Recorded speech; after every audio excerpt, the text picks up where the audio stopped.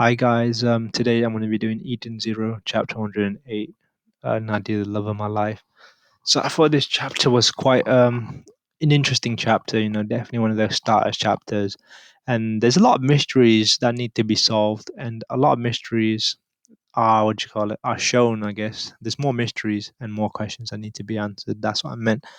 And the first thing we notice about this underwater city that all the inhabitants seem to be, you know, waterproof robots, but none of them are functioning.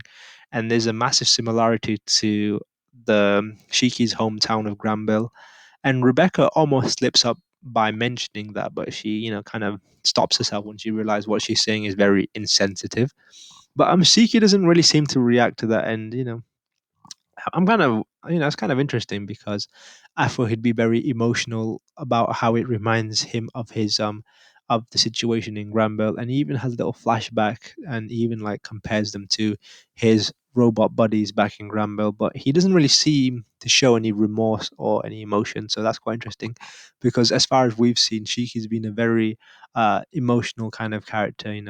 He's very wears his heart on his sleeve kind of guy, but he didn't show any of that.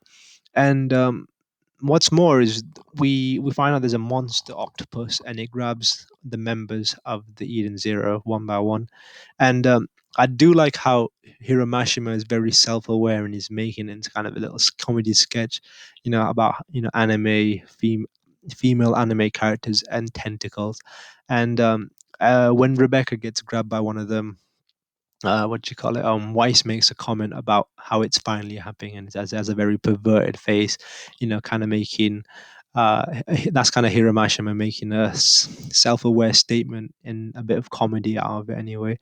And it was all fun and games for Weiss until he got grabbed by the tentacle himself, and you can see what everyone else is thinking, and he seems to be bothered by it the most because he just doesn't say anything and he's just screaming out in pain.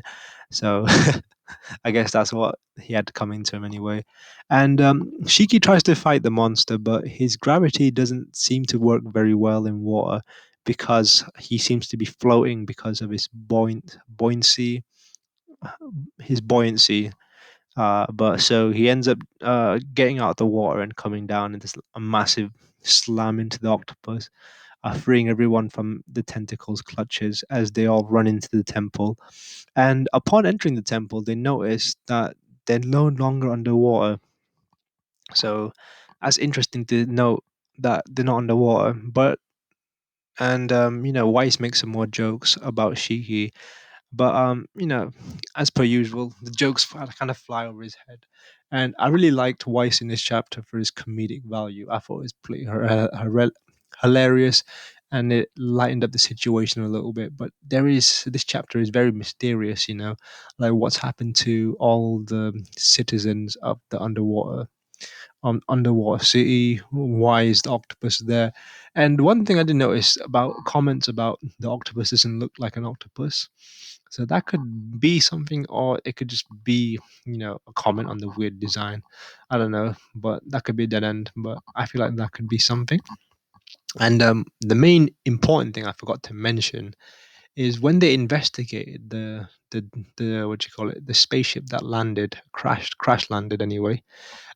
Rebecca was the only one that noticed in the cockpit. There's a note, there's an engraving saying Nadia, the love of my life.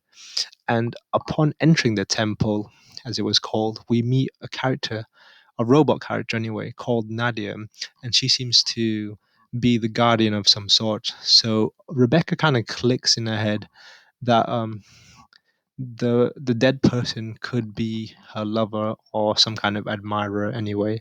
So let's see what she can do with that kind of knowledge and what she does anyway. And one last thing I noticed, she did say that this aura felt familiar, so that could be from the influence of a cat leap of power. So she could have already gone through this loop before, and this is like her third or fourth time uh, coming through this little loop, and she's unaware this time. Subconsciously, she's already done a loop in this area anyway. So interesting, interesting, interesting. And we'll the only way we'll find out is by reading. and I'm really looking forward to what the next chapter has in store for us.